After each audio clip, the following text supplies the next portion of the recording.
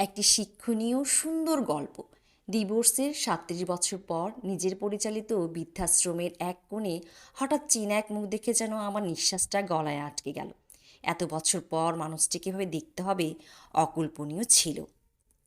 বৃদ্ধাশ্রমের এক নিঃশব্দ দুপুরে হঠাৎ করে থমকে দাঁড়ালো আমার জীবন। করিডোরের এক কোণে বসে থাকা এক ব্যক্তিকে দেখে গলা শুকিয়ে গেল। চোখ দুটি ভালো করে কসলালাম। না, ভুল হয়নি, ওই মানুষটি সেই সমীর। সমীর আমার একসময়কার জীবনসঙ্গী। আজ সে একেবারে অন্য মানুষ। নুয়ে যাওয়া শরীর, মুখে ছিন্নতা, চোখ দুটি অসাড়। কিছুটা দ্বিধা আর বিস্ময় নিয়ে তার সামনে গিয়ে দাঁড়ালাম। কোনো প্রতিক্রিয়া নেই। তখনই বুঝলাম সে চোখে দেখতে পায় না। ৩৯ বছর আগে বিয়ে হয়েছিল আমাদের। স্বপ্নে ভরা এক সংসার, একান্নবর্তী পরিবার, ভালোবাসা, শ্রদ্ধা, সব কিছু যেন ঠিকঠাক চলছিল। কিন্তু সময় সব বদলে দেয়। বিয়ে ২ বছর পেরিয়েও আমাদের ঘরে সন্তান আসেনি। তখন শুরু হয় চাপা প্রশ্ন, ঠান্ডা কথা, ইঙ্গিত। চিকিৎসক জানালেন আমার গর্ভের সন্তান আসবে না কোনো দিন। সেই ঘোষণার পর থেকেই সম্পর্কের ভিত ফাটতে শুরু করে। সমীরও ধীরে ধীরে সরে যেতে লাগলো। তবু আমি আঁকড়ে ছিলাম। ভালোবাসার উপর আমার অগাধ বিশ্বাস ছিল। একদিন নিজেকে একটু সামলে নিতে বাপের বাড়ি গিয়েছিলাম কয়েকদিনের জন্য।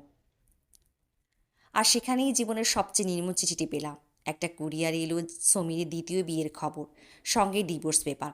হাত পা ঠান্ডা হয়ে গিয়েছিল সেই দিন। প্রতিবাদ করতে চেয়েছিলাম, প্রশ্ন করতে চেয়েছিলাম, কিন্তু কে শোনে? যে মানুষ একসময় পাশে থাকার প্রতিশ্রুতি দিয়েছিল, সেই তো দরজা বন্ধ করে দিয়েছিল আমার জন্য। এরপর দীর্ঘ নীরবতা। নিজেকে ভেঙে পড়তে না দিয়ে দাঁড়া করালাম নতুন করে। বুঝলাম আমি একা নই। আমার মতো আরও অনেক নারী আছে যারা ভুল সময়ে ভুল মানুষের পাশে দাঁড়িয়েছিল। তাদের জন্যই গড়ে তুললাম এক আশ্রয়, একটা বৃদ্ধাশ্রম, বিধবা ও নিরাশ নারীদের জন্য নতুন জীবনের পথ। চেয়েছিলাম কে যেন আর সেই ভয়ঙ্কর শূন্যতার মুখোমুখি না হয় যেটার ভিতর দিয়ে আমি গিয়েছিলাম। আর আজ এত বছর পর সে আশ্রয়ে বসে আছে সমীর। জানলাম তার সন্তানরা বিদেশে তাকে ভুলেই গেছে। সে এখন একাকী, পরের দয়ার উপর নির্ভরশীল। ভেবে অবাক লাগে যে আমায় একদিন নিঃসন্তান বলে ত্যাগ করেছিল, আজ সেই নিজেই নিঃসন্তান জীবনে দিন কাটাচ্ছে। এটাই কি সময়ের বিচার নয়? এটা কি সৃষ্টিকর্তা নিঃশব্দ সমতা নয়? জীবনের সব কিছু ফিরে আসে, ভালোবাসা, অবহেলা, ত্যাগ, গ্রহণ, সব। তাই কাউকে ঠেলে দেওয়ার আগে একবার অন্তত নিজেকে জিজ্ঞেস করুন, এই সিদ্ধান্তের ভার আপনি ভবিষ্যতে বইতে পারবেন তো? জীবন সবসময় ন্যায় বিচার দেয়, তার নিজস্ব নিয়মে। আমরা শুধু অপেক্ষা করতে পারি ঠিক সময়ের জন্য।